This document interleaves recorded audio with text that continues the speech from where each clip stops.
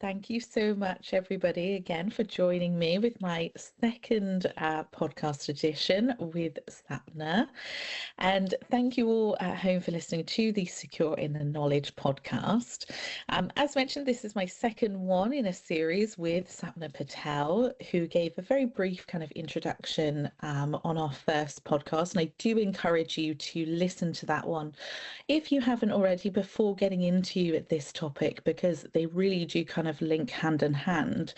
So previously we had a discussion regarding, when AI goes wrong and potentially how we can kind of introduce governance into that process to try and resolve or mitigate some of those issues. And today, the topic that we're going to get into is why that governance problem is so difficult and why, so many people do have an issue with either implementing some of the guardrails that we discussed on our last podcast, but also, where the governance debt lies, the pressure that, you can ship faster than you can control, and all of the other kind of facets of this discussion. So just to start us off today, Sapna, a very different question from what we were approaching earlier. But when we talk about AI risk, and we obviously discussed this a little bit at length on our first podcast episode, who do you think owns that AI risk in organizations today? And is that ownership and that kind of responsibility matrix that might be in place at the moment sustainable at this rate of growth? Well, I'm not responsible for it. No, I'm joking. That's a really good question. And is the responsibility matrix, does it exist in organizations? That's also a really good question. It depends on the organization and how they've looked into this and they've got something in place. But I think it's a combination of teams that own the risk. It's the business operations that implement or switched on the AI. And it's data protection and whoever is responsible for data governance in the organization as well. But that's a collaborative responsibility. It's the main thing is you can't be responsible for the risk or your share of that risk if you're unaware of it. So if there is shadow AI, I'm not concerned about shadow AI in my particular organization. I can explain that later if you like. But where there's shadow AI or unsanctioned use of AI, the risks won't be known, and so there'll be nobody responsible for it. I'd say that is more what organizations should think about, whether in terms of what you call the responsibility matrix, whether that's set up and workable. Even if it's not perfect in an organization, if there's an awareness, that can be changed and tweaked in later versions of the responsibility matrix.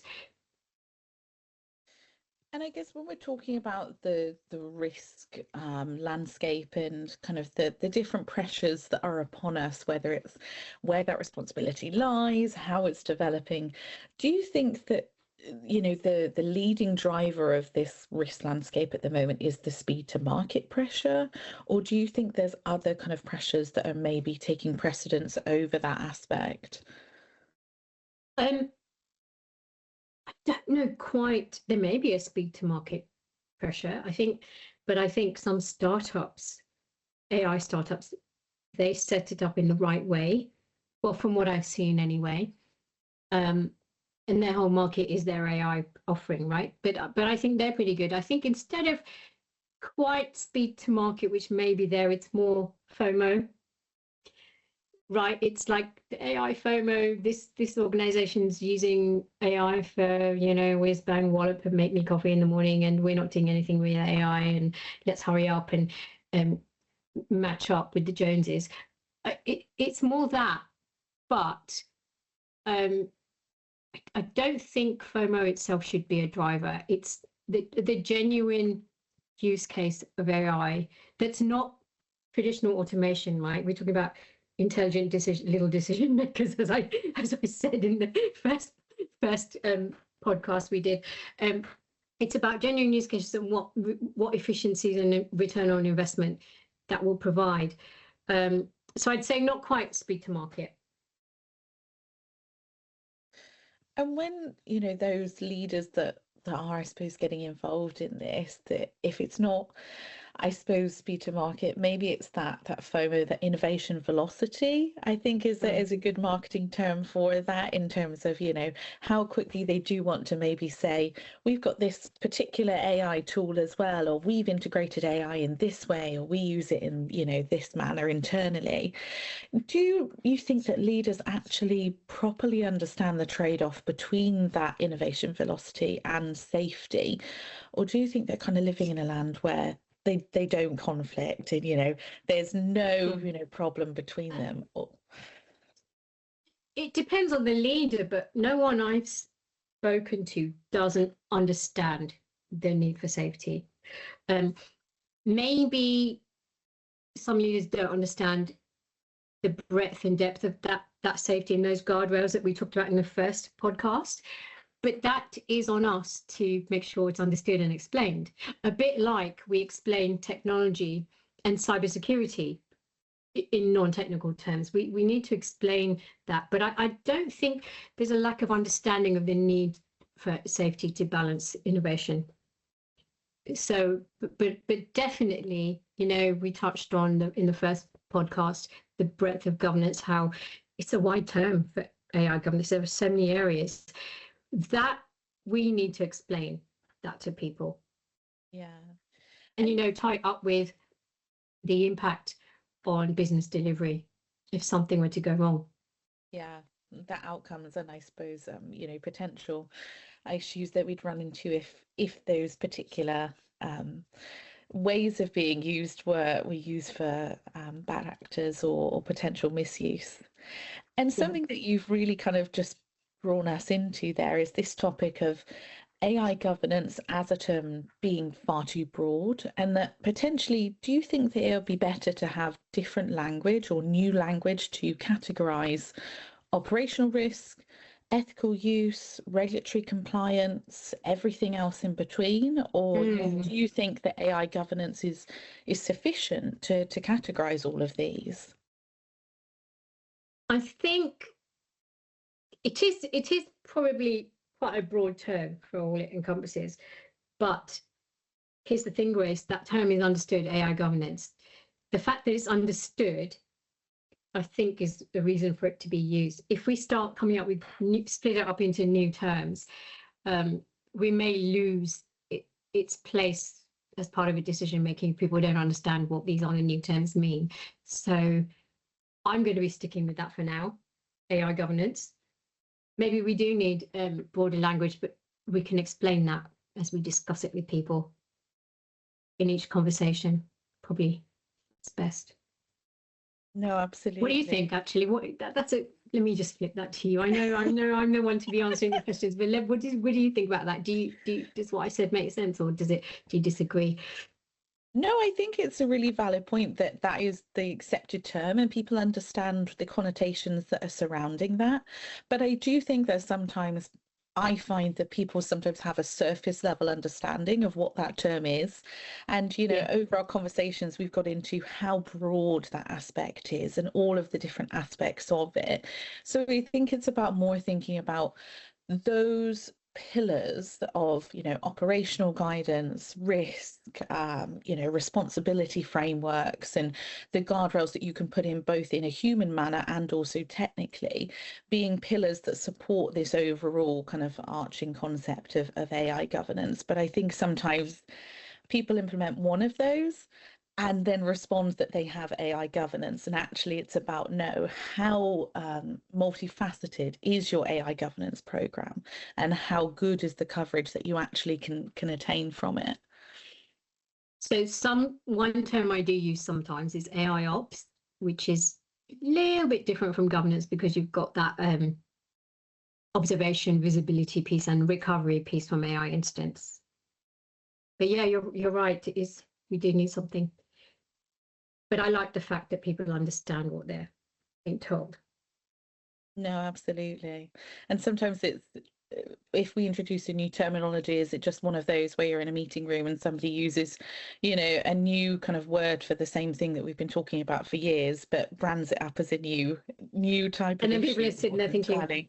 what was that? I didn't Yeah, understand any of that. the very quick Google searches come in. Yeah, unless it's an in-person meeting, Grace. Yeah. You just have to remember to Google it later. Yeah, that's it. You're writing it down in the top of your notebook. Yeah. Yeah. And I guess when we're talking about this governance challenge, whether it's, the wide variety of controls that need to be put in place and the understanding of the risk, how much of this do you think actually comes down to a challenge of trust in terms of the data, the models, the leadership that's in charge there? And, I think as well, to this point, the users that are using it there, can we rely on trust in any aspect of this type of thing? So, you want the long answer or the really short answer? I think I can guess the short answer. There you go. So you let's go into the long answer then. So with in the world pre-AI, so 3 years ago, 2 years ago, 3 years ago, we could have relied on trust to some extent, policies and behavior. But with AI, because it's autonomous, works on its own, makes decisions, you can't trust it. You can't know it can be trusted with that it's following its guardrails that you put them in the first place, and then it carries on behaving in the way that's expected or that you'd like it to, or without causing problems or being naughty, as we said in the first podcast. So I think you can't rely on trust in an AI world with AI. Was that the short answer you got, I'd say? Yes. Okay. It was no surprise based on our previous conversations. But I think it is, the right answer, because I think, if it comes down to trust, we all fall apart. It's not something that has some kind of ethical guidance built into it, and therefore, the outcome that it will take will be the shortest path between A and B, and definitely will not take into consideration ethical Yes. risk, governance, political requirements, anything like that in between.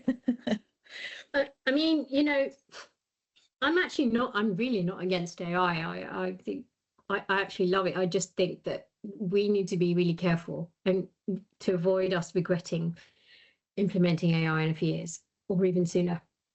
Yeah. And do you think, I suppose, thinking about a regulatory aspect to this, do you think that, a regulation like the UK AI Safety Institute or the EU AI Act will actually change or influence corporate behaviour? Or do you think it's going to be just another box ticking exercise that people might undergo? It has to influence corporate behavior where the jurisdiction applies, right? The EU AI Act is for EU data subjects with AI in use. But it will avoid being a tick box exercises if the fines come in place, like they did with GDPR, right? That will be what makes it beyond just a tick box exercise. But what we have is AI developed in, should we say, other regions of the world with, shall we say, less regulation. And we live in a global world, don't we, where we buy cloud products and tech products from outside the EU and UK. And that disparity will be a problem if we want to have AI governance. And I suppose just wrapping up into this subject of why it is so difficult and the different aspects that make it so challenging, is there anything, as I asked you at the end of the last episode that we did together, is there anything that you think is the number one challenge for people if they are trying to implement governance into it, or potentially number one challenge and solution that you might have found to that? So I won't restate what I said at the end of the last podcast because we don't want to bore anyone. anyone can go back and play that, I suppose, if they want to. But I guess just what I was saying earlier about explaining governance. If you explain the need for governance to somebody and they remember it, hopefully that will have a cumulative effect around the organization and in your future conversations with that team. But just be really clear, and what you can't guardrail, definitely record as a risk to go back and adopt. And where you have visibility gaps, make sure you're aware of them, because then you know what we mentioned about the myth of human oversight. You know you've got to do more oversight over those gaps of visibility. Then your governance picture will be clearer in terms of what's missing in your governance. So slightly different to what I said at the last, well, quite a lot different actually to what I said at the end of the last podcast, just a different perspective. Yeah. And I think that's why this conversation is so, useful, because you can draw upon so many different experiences that you have and thoughts around it that allow, the listeners and viewers at home to really take kind of a very broad discussion and differing opinions, I suppose, even from one person on these topics and ways of resolving things. If only we had a Thanks, magic Grace. wand. That's what I always say. I know, if we had a magic wand, gosh. Well, thank you so much to everyone at home, commuting, wherever you're listening or watching us today, for tuning in to the Secure in the Knowledge podcast. I'll be back with another final episode with Sapna very soon, and that will be on the topic of actually addressing, what good looks like in AI, and how we can actually implement responsible controls and move to very constructive ideas around this topic. Thanks for listening, everyone.